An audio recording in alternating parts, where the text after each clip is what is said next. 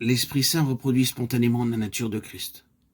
Je ne dis pas que nous devrions prendre la Bible à la lettre pour en faire un moule scripturaire et qui serait le nouvel ordre néo-testamentaire.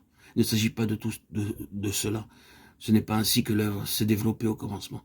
Chaque nouvelle reproduction de l'Église dans une quelconque partie de l'Empire romain ou au-delà pendant la période apostolique s'est faite non pas en prenant un moule déterminé et en essayant de mettre les gens dans ce moule, en reproduisant la structure qui existait quelque part ailleurs.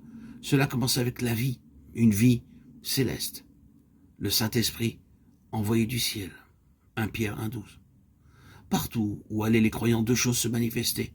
Premièrement, le baptême, comme le témoignage du fait que l'ancien ordre avait été aboli, et que tout cela maintenant devait mourir et être enseveli, afin qu'il y ait un nouveau commencement. Et deuxièmement, le don du Saint-Esprit, l'Esprit de vie, venant pour élire domicile dans les croyants.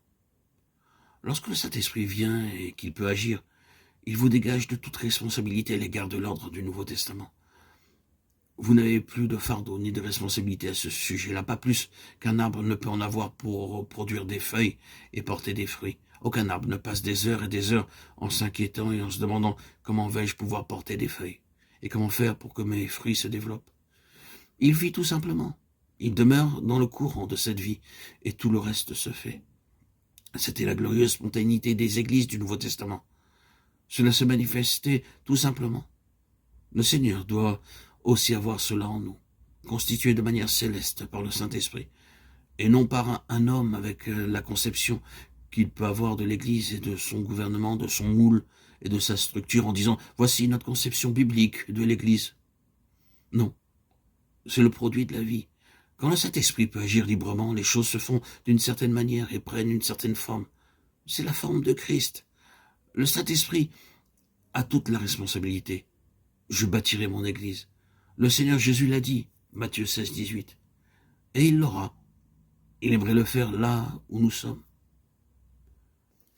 Mais souvenons-nous, Christ, jusque dans le tréfonds de sa personne est saint. Le saint enfant qui naîtra de toi, dit l'ange à Marie, sera appelé Fils de Dieu. Luc 1, 35.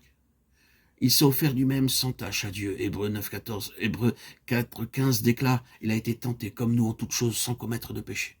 Christ est et était sans péché. Il est infiniment saint.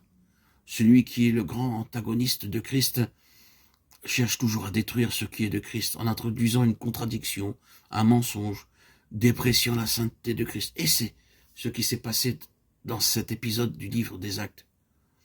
Je crois que c'est une chose très solennelle pour nous tous. Je n'ai pas dit cela sans l'avoir bien examiné dans mon propre cœur. Ce n'est pas une chose facile à dire.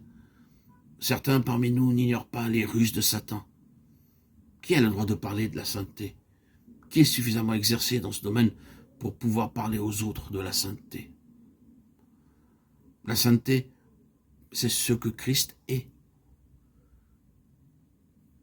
Qui parmi nous, auditeurs, auditrices, mes bien-aimés, mes chers amis, peut dire que nous en sommes là?